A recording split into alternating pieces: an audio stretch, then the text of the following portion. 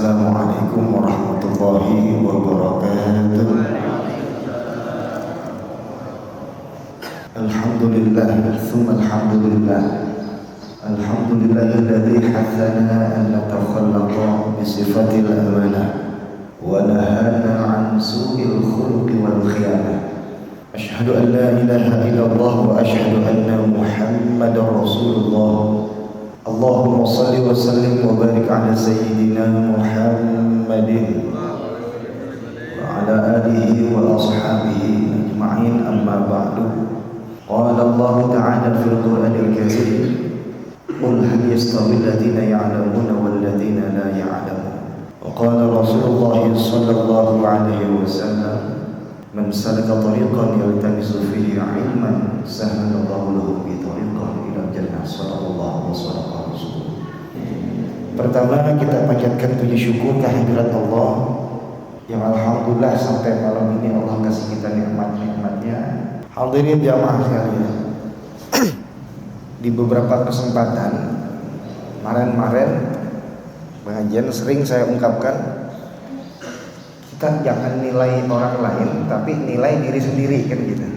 Jangan kita nilai orang lain begini, si anu mau begini, tapi kita nilai diri sendiri, koreksi diri sendiri. Sebab banyak ini orang yang pada sok ngerti, saya mah dia nih. Ini kata orang ini, saya udah kenal banget gimana dia, tahu banget dah dia bagaimana. Padahal jamaah sekalian, dirinya sendiri aja dia belum tentu kenal. Dirinya sendiri belum tentu kenal. Kalau ditanya, kenal nggak sama diri sendiri? Ya kenal banget orang diri sendiri, belum tentu. Emang kita tahu? Ya, orang kalau kenal, kalau nggak tahu, kalau ngerti kan sampai ke akar-akarnya. Gitu. Emang kita tahu berapa yang punya jenggot, berapa jumlah jenggot kita nih? Nggak tahu. Gimana mau mengenal Allah Subhanahu Wa Taala? Diri sendiri aja kadang kita nggak tahu. Ini diri sendiri kagak tahu, udah mau nilai orang lain. Ada orang nggak pernah datang ke masjid, maaf, langsung kita dia mah emang malas banget. Padahal kita nggak tahu. Ternyata di rumahnya ada orang tuanya yang tengah sakit, kudu diurusin, tinggal sendirian. Kita nilai orang kayak begitu. Diperintahkan dalam agama kita hanya boleh ngajak gitu. Amar ma'ruf namanya, menyeru kepada kebaikan. Itu kewajiban setiap orang. Kewajiban tiap orang. Amar ma'ruf itu kewajiban tiap orang. Bukan cuman yang dipanggil ustadz doang. Yang ngaku dirinya muslim punya kewajiban namanya amar ma'ruf nahi munkar. Maaf, di depan gang sono 5 menit lagi mau azan maghrib, ada anak muda lagi nongkrong genjreng-genjreng main gitar. Itu kita lewat, kalau kita kagak tegur, dosa kita tuh. Ya, dosa kita. Itu mah tugasnya ustadz yang negor. Bukan. Orang yang ngaku dirinya muslim punya kewajiban amar ma'ruf nahi munkar. Ada orang udah dipanggil kiai, suruh negor. Kiai itu ada yang kayak begitu tuh, anak-anak masih tegur. Bukan level saya itu mah negor kayak begitu. Nggak bisa. Semuanya amar ma'ruf nahi munkar. Kita cuma bisa yang namanya ngajak, ayo ngajak, menyuruh kepada kebaikan. Tapi jangan mengharapkan seseorang itu berubah dari ajakan kita. Jangan. Karena masalah berubah atau enggaknya urusan Allah Subhanahu Wa Taala itu. Haknya Allah Subhanahu Wa Taala. Ini dikasih hidayah apa kagak nih? Dikasih taufik apa kagak? Itu urusan Allah Subhanahu Wa Taala. Kita cuma ngajak, maka jangan bosan. Saya bosan ngajakin dia. Emang apa ya? Kagak mau ikut pengajian. Ngajakin terus, ajakin terus ke jalan yang benar. Ntar ada saatnya berubah. Maka jangan kita ngarapin. Karena guru saya bilang, kalau mengharapkan perubahan ke yang lebih baik, diri sendiri dulu. Kalau diri sendiri udah baik, insya Allah orang lain akan melihat kita akan jadi baik juga gitu. Maka ada istilah ibda binafsik. Mulai dari diri sendiri dulu. Kalau semua orang ngomong dalam dirinya, mulai dari diri sendiri jadi orang baik. Dari diri sendiri dulu. Semua orang udah ngata begitu dalam hatinya, semuanya baik. Kalau kita ngarepin ngajakin orang berbuat baik, tapi dia nggak juga baik, akhirnya yang ada kecewa gitu. Gara-gara kecewa nilai orang dah, bahaya. Kita belum tentu kenal diri kita sendiri, bagaimana kita mau mengenal Allah Subhanahu Wa Taala. Maka di sini pada bab yang lalu, pembahasan yang lalu, seorang mukmin itu ada 2 tipe. Ada mukmin al-mukmin as-shadiq, ada al-mukmin al-mukhallid. Ada mukmin yang benar, yang nanti dia menuju namanya ketakwaan. Ada mukmin al-mukhallid. Apa mukhallid? Mukmin tapi suka nyampur adukin. Karena 3 unsur daripada keimanan ini tidak terpenuhi. Lisannya menyatakan beriman, hatinya sudah mengiyakan beriman, tapi perbuatannya belum gitu. Nah, ini mukmin mukhallid. Yang ujungnya akhirnya ada istilah salat terus maksiat jalan. Ini mukmin mukhallid nih. Salat mah suka, salat suka. Tapi ghibahin orang juga masih suka juga. Salat mah demen, ya. Tapi merendahkan orang, jelek-jelekin orang juga demen. Nah, namanya mukmin mukhallid kalau kayak begitu. Sekarang kita kenalin diri kita dulu. Masuk yang mukmin, udah masuk al-mukmin as-shadiq atau kita masuk al-mukmin al-mukhallid deh. Sementara yang Allah janjikan surga adalah mukmin yang shadiq. Mukmin as-shadiq nanti akan menemui derajat yang paling tinggi, yaitu derajat ketakwaan. Sementara surga Allah siapkan buat orang yang bertakwa. Wasari'u ila maghfiratin min rabbikum wa jannatin arduhas samawati wal ardu uiddat lil muttaqin, kata Allah. Surga Allah ciptakan buat orang yang bertakwa, bukan buat orang yang beriman, buat orang yang bertakwa. Siapa orang bertakwa? Yaitu orang yang beriman dengan sebenar-benar keimanannya. 3 unsurnya terpenuhi. Maka pembahasan kita pada pertemuan yang lalu, orang yang beriman dengan benar, ya, dengan keimanan yang benar, ketika dia beramal soleh, ada keikhlasan dalam berbuat amal soleh. Wayarjul qabula wathawaba 'alaiha min fadlillah. Setelah itu dia mengharapkan amal soleh yang sudah dia kerjakan Allah terima, ya. Bukan yang penting saya udah ngerjain amal soleh, yang penting saya udah sholat, yang penting saya udah puasa. Tapi dia mengharapkan semoga sholat saya Allah terima. Karena saking pengennya sholatnya diterima, maka dia belajar ke guru-guru gimana supaya sholatnya diterima. Apa? Rukun syaratnya harus terpenuhi. Kalau orang sholat mah sholat tapi kagak mau belajar, namanya yang penting saya sholat begitu. Masalah diterimanya mah kagak tahu dah. Kalau orang yang pengen sholatnya diterima, yarjul qabula, ya, maka dia akan belajar. Oh ternyata selama ini Fatihah saya salah bacanya, karena belajar kan taunya. Ternyata selama ini saya rukunya nggak sempurna. Ternyata yang saya anggap rukun itu sunnah. Ternyata yang saya anggap sunnah itu rukun, nggak taunya. Ternyata kalau baca Fatihah itu mulutnya harus embik-embikan, bukan di dalam hati bacanya. Karena masuk rukun. Rukun qauli, bukan rukun qalbi.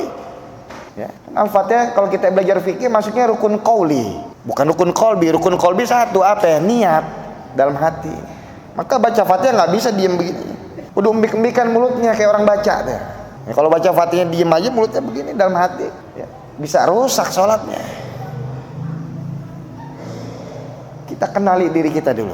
Ya, masuk yang mana kira-kira? Wa yarjul qabula wa thawaba 'alaiha min fadlillah, dan juga mengharapkan pahala, mengharapkan pahala daripada keutamaan Allah Subhanahu wa taala. Nah, selanjutnya wa yujanibu sayyiati wa yub'idu anha. Dan di waktu yang sama, seorang mukmin yang benar dengan keimanannya, dia berusaha untuk menjauhi dan menghindari yang namanya kejelekan-kejelekan. Wa yujanibu sayyiati wa yub'idu anha. Di waktu yang sama. Jadi bukannya ketika dia sudah bisa sholat tepat waktu, sholatnya nggak pernah bolong, dia juga melakukan maksiat. Maka hadirin jamaah sekalian begini. Seringkali ada orang ikut maulid, acara-acara maulid, orang banyak. Begitu orang banyak, pulangnya dibingung, sendal saya kemana nih? Sendal saya kemana nih? Kagak ada sendal saya. Akhirnya ya udah ada sendal siapa itu dipakai sama dia. Dalam hatinya, sendal saya hilang, saya pakai aja sendal orang. Biarin yang jelek, yang penting kagak nyeker. Ini masuk dalam kategori mukmin mukhallid nih. Di waktu yang sama dia ibadah, dia ikut acara maulid. Tapi ketika sendalnya hilang, dia kalau di pesantren namanya gosop namanya. Ngambil, dia ambil itu sendal orang, dia pakai dibawa pulang. Ntar orang yang sendalnya diambil sama kita bingung lagi, sendal saya mana nih? Diambil lagi sendal orang, terus aja begitu. Agak rapi-rapi. Orang yang mukmin shadiq, yang beriman dengan benar keimanannya, ketika dia beramal soleh di waktu yang sama dia juga meninggalkan kejelekan. Ini bagian daripada akhlak nih hadirin jamaah sekalian. Bagian daripada akhlak. Akhlak itu cakupannya luas. Akhlak cakupannya luas. Bukan cuma sekedar kalau lewat depan orang nunduk sama yang tuan saliman. Bukan itu. Akhlak cakupannya luas. Ya. Kan bagian daripada akhlak ada yang namanya adab. Ini kalau bahasa kitanya ada adab, ada etika, ada sopan santun, kan gitu. Adab kepada guru, adab kepada orang tua, itu masing-masing ada bahasannya tuh. Orang yang beradab belum tentu dia berakhlak. Tapi orang yang sudah berakhlak mulia udah pasti adabnya bagus. Ada orang sama gurunya hormat banget deh. Ta'zim banget deh. Dikata apa aja iya. Tapi sama orang tuanya merengkalnya bukan main. Ada sama gurunya hormat banget, takut banget sama gurunya. Tapi sama orang tuanya berani. Adab sama gurunya bagus. Tapi adab sama orang tuanya kagak bagus. Berakhlak enggak? Enggak. Kalau orang udah berakhlak mulia sama semuanya bagus pokoknya. Kalau adab terbatas ya, cakupannya terbatas. Itu adab. Ada juga bilang etika, kode etik. Kita makan di rumah makan bintang 5. Ya, makan di rumah makan bintang 5. Baru masuk aja udah dibukain pintu, ditegor tuh sama yang ngelayanin. Silakan duduk Pak, bangkunya makai dikeluarin. Duduk, kita dipakein anuan ya, kayak selampe gitu. Serbet ya. Ditawarin Bapak mau makan apa? Belum habis aja masih udah ditawarin lagi, Bapak mau nambah minumnya tuh. Baik banget. Padahal baru kenal hari itu rasanya udah kenal puluhan tahun sama kita. Itu kode etik tuh. Tapi satu ketika kita ketemu sama pelayan tersebut di warteg misalnya bareng nih makan, dia ngelayanin kita nggak kira-kira? Ya kagak, karena terikat kode etik tuh. Masuk Indomaret, buka pintu nih ada Alfa, selamat siang, selamat pagi, ditegur disapa. Tapi di luar ketemu kita papasan, kagak negor. Kode etik bagian daripada akhlak gitu. Nah, orang yang punya akhlak yang mulia ya, segala macam aspek baik di tempat ini, di tempat ini, di tempat ini, dia akan selalu menjaga ya, nggak bakalan mau merendahkan yang namanya orang lain. Orang yang punya akhlak yang mulia di waktu yang sama ya, ini orang yang bertakwa otomatis akhlaknya mulia. Di waktu yang sama dia beribadah juga, dia nggak mau yang namanya maksiat. Bukan kalau di kampungnya doang rajin bener.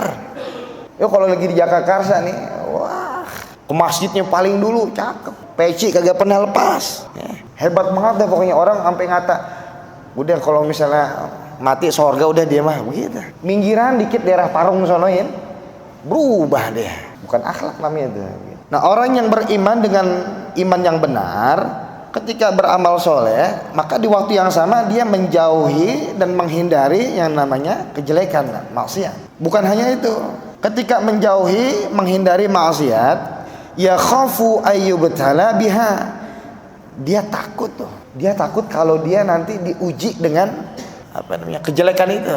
Akhirnya dia nggak mau. Kalau misalnya kan ujian ada yang baik, ada yang kagak baik. Allah nguji kita dengan keburukan, Allah nguji kita dengan kebaikan. Kita lagi pergi kemana-mana, keluar kota lah gitu. Ketika pergi keluar kota, di situ ada kesempatan kita berbuat maksiat, itu sebetulnya Allah lagi nguji kita. Kita ngelakuin apa enggak walaupun enggak ada orang yang kenal. Orang yang beriman yang baik keimanannya, dia enggak mau, dia takut kalau diuji dengan yang namanya kemaksiatan. Takut dia. Takut apa? Takut ya Allah nanti ada celah tuh. Ya. Hatinya ada celah. Kita pernah dengar ada seorang yang ibadahnya luar biasa. Tapi begitu ada celah berbuat satu kemaksiatan, ya, dia masuk ke situ, akhirnya dia terperosok. Sholatnya, ibadahnya luar biasa. Ya. Tahu-tahu ada seorang pelacur yang minta dia, ngundang dia, datang ke rumahnya. Dia udah tahu itu orang perempuan kagak baik. Dia datang ke rumah seorang pelacur tersebut, akhirnya ditutup itu rumahnya, ditawarin mau zina sama saya, mau minum khamar, apa mau bunuh anak kecil gitu. Akhirnya kan dia minum khamar, ujung-ujungnya semuanya dia babat. Orang yang beriman dengan benar keimanannya, dia takut. Ada rasa takut dalam dirinya jika Allah menguji dirinya dengan ketidakbaikan. Wa yakhshal iqaba ala ma amilahu minha. Dan juga ada rasa takut, kekhawatiran al-iqaba ala ma amilahu minha, terhadap siksaan Allah. Takut sama yang namanya hukuman Allah ala ma'amilahu, atas apa yang dia kerjakan daripada maksiat tersebut. Dia percaya ada neraka. Dan bukan cuma percaya, tapi takut. Kalau orang takut, dia hindarin.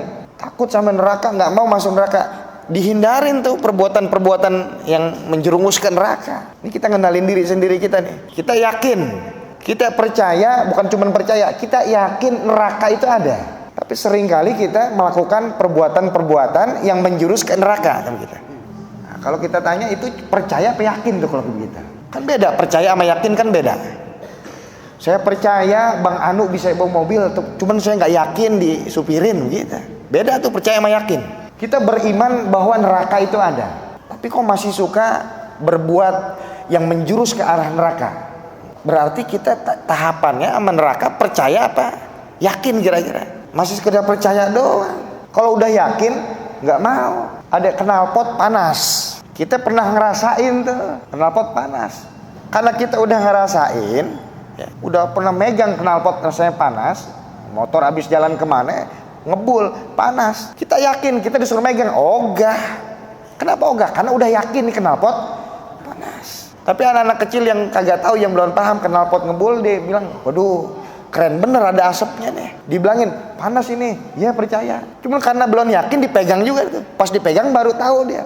Neraka yang Allah ciptakan, hebatnya orang beriman dengan keimanan yang benar, walaupun nggak pernah ngerasain neraka, tapi sudah sampai tahap yakin bahwa neraka itu ada. Nah, kita masuk orang beriman yang benar dengan keimanannya, yang percaya bahwa neraka itu ada atau yakin neraka itu ada. Percaya Allah itu ada atau yakin Allah itu ada. Percaya Allah ngelihat setiap gerakan kita atau kita sudah yakin Allah ngeliatin gerakan kita. Kalau masih ngelakuin maksiat-maksiat ya namanya masih percaya doang kita. Belum sampai tahap yakin Allah ngeliatin kita. Maka masih jauh rasanya ibadah kita dari tingkatan ihsan. Anta'budallaha ka'annaka tarahu fa illam takun tarahu fa innahu yaraka. Engkau beribadah kepada Allah akan engkau melihat Allah Subhanahu wa taala. Tapi ketika engkau tidak bisa melihat Allah Subhanahu wa taala, yakin bahwa dirimu Allah lagi liatin ketika beribadah. Masih jauh orang kita sholat kadang-kadang masih segan-seganan. Orang yang yakin Allah itu ngeliatin gerakan kita, begitu dengar azan Allahu Akbar, Allahu Akbar, kedengaran suara, ya Allah, ini Allah lagi ngeliatin saya nih, buru-buru. Memang balasan yang namanya pahala tuh kagak kelihatan, hadirnya mas sekalian. Pahala kan kagak kelihatan. Kita nggak tahu nih yang tadi kita sholat maghrib berjamaah, pahalanya sebagaimana kagak tahu. Cuman digambarin gede aja dah pahalanya sholat berjamaah. Luar biasa pahala sholat berjamaah, gede. Cuman kita nggak tahu kan. Makanya karena kita nggak tahu gimana bentuk pahalanya, karena itu sesuatu yang gaib, orang-orang banyak yang nyepelein, banyak yang ogah.